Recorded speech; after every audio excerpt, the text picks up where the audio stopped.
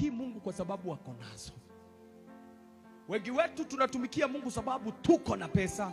Wengi wetu tunatumikia Mungu sababu ni nafasi tumepewa kwa kanisa. Wengi wetu tunatumikia Mungu kwa sababu tunacheza vyombo. Wengi wetu tunatumikia Mungu kwa nyumba yake, yani kwa sababu tumepewa leadership, sababu huyu ni deacon, sababu huyu ni evangelist, sababu huyu ni mwalimu, kwa sababu huyu ni apostle. Yani tuko kwa nyumba ya Mungu, tunatumikia Mungu kwa sababu ya nafasi ambazo tuko nazo.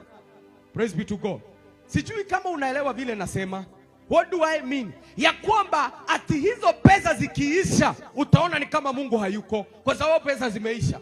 So utaacha kuhudumu, utaacha kuja kanisa sababu mali Lakini angalia Yobu, hata akiwa na huo uchungu hakusema Mungu umeniacha, Mungu umenisahau. Umekubali mali yangu iende, umekubali vitu vyangu viishe, umekubali watoto wakufe.